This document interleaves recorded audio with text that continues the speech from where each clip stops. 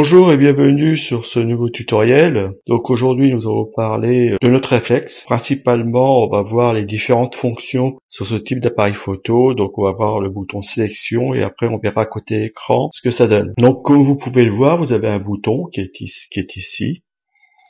Et où il y a des choses qui sont écrites dessus, pictogramme, etc. Donc sachez que sur ce bouton, il y a une, deux, trois, quatre choses qui sont vraiment utilisées. Dans un premier temps, ce que j'utilise, on va dire, allez, 5 à 10% du temps, c'est le mode manuel. Le mode manuel, c'est le mode qui va vous permettre de tout faire. Vous avez accès à tout. Vous pouvez jouer sur plusieurs paramètres à la fois. Vraiment faire... vous êtes libre de faire tout type de photos avec. Donc là, en semi-automatique, vous avez le mode AV, qui est A chez Nikon, mais qui est AV chez Canon. C'est le priorité à l'ouverture. Donc là, vous allez avoir la main sur l'ouverture. Par contre, l'appareil, lui, va prendre à sa charge la vitesse. Donc là, on va utiliser ce mode-là plutôt pour tout ce qui est portrait, paysage, photo urbaine, intérieur. Après, vous avez le TV. Et ça doit être S chez Nikon. TV, c'est priorité à la vitesse. Donc là, c'est plutôt pour faire tout ce qui est photo, sport, tout ce qui bouge, ou alors pour jouer sur le mouvement. Donc là, c'est côté tout automatique. Alors après, ici, les pictogrammes ici que vous voyez, c'est ce qu'on retrouve sur les compacts. Ça, c'est jamais utilisé. Et vous avez le mode caméra. Alors le mode caméra, alors là c'est bien. Quand vous vous mettez sur ce mode-là, c'est pas l'appareil en lui-même qui est le bloquant, c'est votre carte mémoire. Votre carte mémoire doit avoir une vitesse d'écriture très rapide. Donc maintenant on va passer côté écran. Le temps que je déplace l'appareil, on se retrouve de côté écran. Allez, à tout de suite.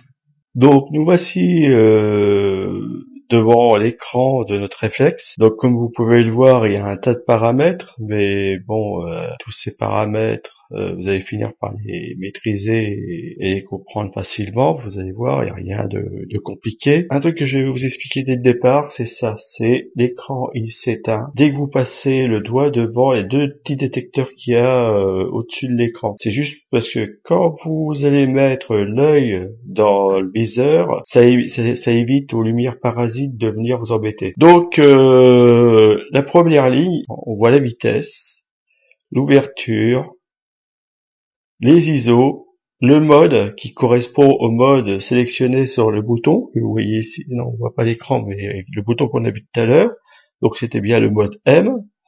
Ici vous avez le style d'image, la balance des blancs, après le type de fichier utilisé. Donc là je vois que j'utilise le fichier RAW plus JPEG. Alors pourquoi? Parce que le fichier RAW contient énormément de données. En fin de compte, il y a tous les paramètres de mon appareil qui sont stockés dedans. Et le JPEG, alors pourquoi le JPEG? Parce que tout le monde a chez lui Windows, etc. Et ils ont tous une visionneuse capable de lire le JPEG. Le one shot, c'est ce qui va avec l'autofocus, c'est la façon que va travailler votre mise au point. Après, ici, c'est la mesure de lumière. Donc là, on est en mode évolutif, c'est-à-dire qu'il va mesurer la lumière ambiante pour que vous ayez une photo bien exposée. On aurait pu mettre un mode spot pour avoir juste l'éclairage qu'il faut sur la personne. Enfin, il y a plusieurs types de modes de mesure. Après, juste à côté, vous avez le style d'image, enfin, c'est photo par photo ou rafale ou minuterie ou etc. Après, vous avez l'AQ et le nombre de photos restantes. Donc là, je vois que je suis en mode manuel. Donc je suis à 1/60 pour 1/8. Donc on va se mettre à 2 pour assurer la profondeur de champ. Enfin 2. Hop, on se met là et on se met à 2. Donc vous voyez, vous pouvez séparément jouer. En mode manuel, on peut jouer sur tout. Je pourrais même rajouter mon flash dessus.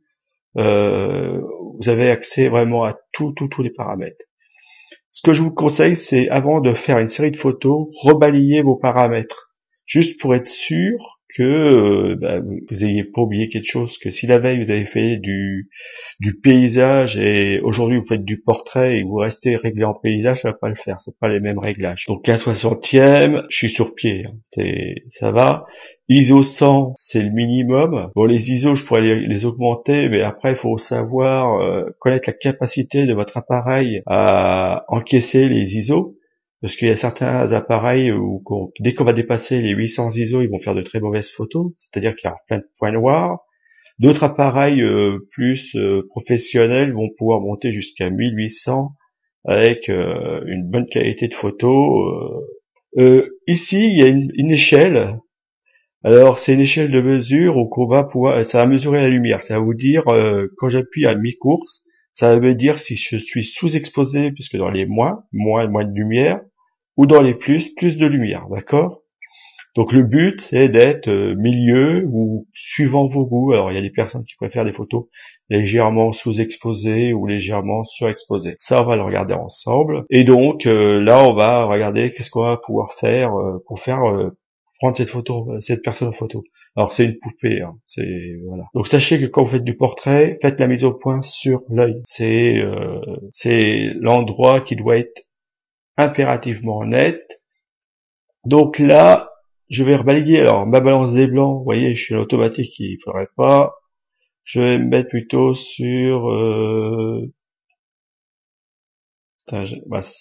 plutôt ce style là, parce que mon éclairage il est au-dessus, parce que là je suis à l'intérieur, d'accord. Après quoi d'autre, je peux regarder, alors le style d'image, c'est ce que je voulais, enfin, mode d'acquisition, voilà, c'est ça, en rafale, minuterie, donc là, c'est image par image, vu que ça bougera pas. L'autofocus, one shot, parce que je vous disais, quand je vous expliquais, c'est immobile, alors le one shot, on l'utilise pour le paysage, on va l'utiliser pour les monuments, donc ça c'est pareil, ça on regardera ça ensemble, donc là c'est one shot. Après le mode de mesure, donc c'est ici, et comme vous pouvez le voir, il y a plusieurs styles, hein. Donc on va dire, allez, 90% du temps c'est ça, et après les autres, on va dire, c'est suivant le cas. D'accord? Donc là, on reste sur ce type de photo. Le style de photo, alors là c'est portrait, donc c'est bien. Vous pouvez vous mettre sur standard, c'est passe-partout, ou sur paysage. Alors là, ça joue sur les couleurs. D'accord? C'est plutôt les couleurs. Ça va vous donner le portrait, ça va vous donner plutôt le côté plus accentuer le côté chair. Si vous mettez sur le paysage, ça va être plutôt sur les bleus et les verts. Enfin voilà, chaque chose est standard, ça passe partout. Comme je vous expliquais, donc on passe au portrait. On fait la mise au point. Et là, je vois que je suis légèrement surexposé. Donc, je vais augmenter la vitesse. D'accord? Pour avoir une photo correctement exposée. Alors, correctement exposée suivant l'appareil. C'est pas suivant mon coup, hein, c'est suivant l'appareil. Et là, je prends la photo. Donc, la photo, elle me semble bien. D'accord? Elle est exposée correctement. Voilà, la mise au point, elle a l'air correcte. Donc, c'est bon. Si cette photo me plaît pas, alors on va le faire pour celle-ci. Si elle me plaît pas, je peux diminuer la vitesse pour la surexposer. Voilà. Et là, je suis sur pied, donc ça fera rien. Et elle va être surexposée. Si je regarde les photos, alors la dernière et celle d'avant. Là, c'est flagrant, on le voit bien. Ça, c'est le mode tout mode, d'accord? Donc maintenant, on va passer au mode priorité à l'ouverture. Donc, comme vous pouvez le voir avec priorité à l'ouverture, vous avez les mêmes paramètres disponibles, sauf qu'il en manque un, c'est la vitesse. Et là, la vitesse, c'est l'appareil photo qui la gère. C'est l'appareil photo qui dit il faut telle vitesse pour telle ouverture. Donc si je me mets à f.2, et ben lui il va s'arranger pour avoir une vitesse qui correspond à f.2. Et vous voyez, je suis toujours plein milieu. Je clique et voilà. Et pour lui, ma photo est correctement exposée. D'accord. Après, on verra, on peut jouer sur l'échelle pour avoir une photo. On va le faire ici, mais on le fera pas sur TV, on va le faire sur celle-ci. Vous avez juste à appuyer sur AV. Voilà, vous voyez, on change le rectangle, il change de place. J'augmente mon exposition. C'est-à-dire que je vais dire, je vais faire dire que je vais exposer de 1, soit exposer de 1, et par contre ma vitesse, vous voyez, ma vitesse, elle a bougé, elle a descendu. Normal, je lui demande de surexposer, donc lui il va compenser, il fait ce que je lui demande, il comprend. Je prends la photo, et donc là c'est ma dernière, et celle d'avant. Donc on est d'accord, voilà. Et donc après, on n'oublie pas bien sûr de se remettre bien comme il faut. Donc vous voyez là, vous avez accès qu'à cette partie-ci. Hein. Donc on peut aller jusqu'à f. Ce que vous voulez, à f.16. Mais vous voyez que votre vitesse, elle descend rapidement. Alors, un conseil que je vous donne aussi, c'est quand vous êtes en priorité ouverture, c'est de regarder dans votre œilleton, de bien surveiller, parce que les indications que vous avez ici, sur l'écran, vous avez les mêmes à l'intérieur, c'est-à-dire quand vous regardez dans le viseur. Donc surveillez votre vitesse, que des fois on descend tellement bas au niveau vitesse qu'on va faire des photos floues. On s'en rend pas compte, on fait la photo parce que là on est fixé sur le sujet et des fois on oublie de regarder les paramètres. Donc veillez quand même à regarder les paramètres. Et si là par exemple vous voyez qu'on a une vitesse qui est trop basse, pour compenser, vous pouvez augmenter vos ISO et vous allez vous retrouver avec une vitesse plus haute. Et comme je vous l'ai dit tout à l'heure, les ISO, pour moi, ça détruit un peu la photo. Donc, mais on fera, je vais faire un tutoriel là-dessus pour vous montrer la différence entre 100 ISO et jusqu'où qu'on peut aller et comment ça peut détruire une photo. Donc après, vous avez le mode TV. Alors mode TV, vous voyez que vous avez la main sur la vitesse, par contre l'ouverture a disparu. Et l'ouverture, lui, c'est lui qui l'a choisi. Là, il me dit, cette photo-là, pour qu'elle soit bien exposée, il faut F20.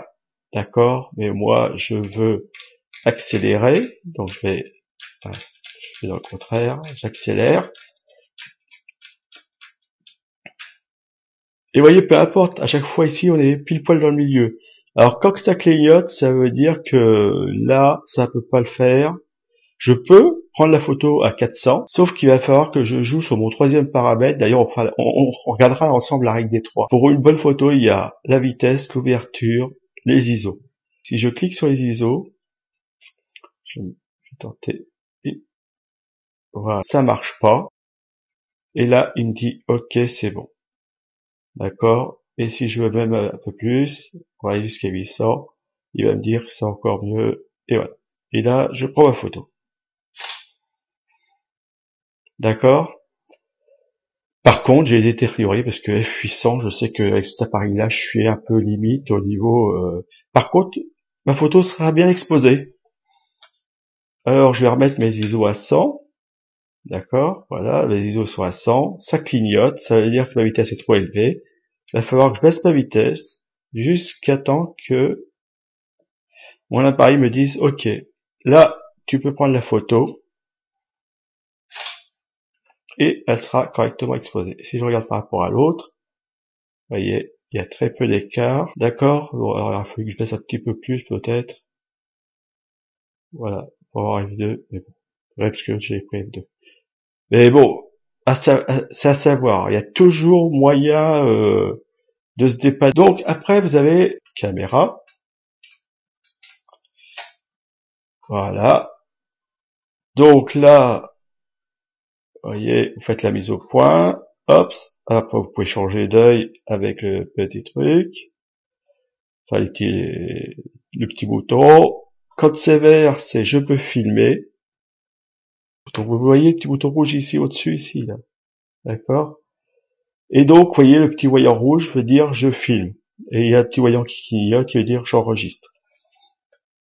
Donc, vous faites votre film. Vous pouvez refaire la mise au point du sujet pendant la prise de vue, hein, s'il a bougé un petit peu. Ok, on voit les indications en dessous. On est à 800 ISO. 5-6 en ouverture, 60 et on est exposé plein milieu, quoi. Et l'actu, il va bien. Et une fois que j'ai fini de filmer, je rappuie, mon point rouge a disparu, je filme plus, et donc je pourrai regarder ma vidéo. Donc je vous remercie de m'avoir suivi sur ce tutoriel, je vous dis à un prochain tutoriel, merci et au revoir.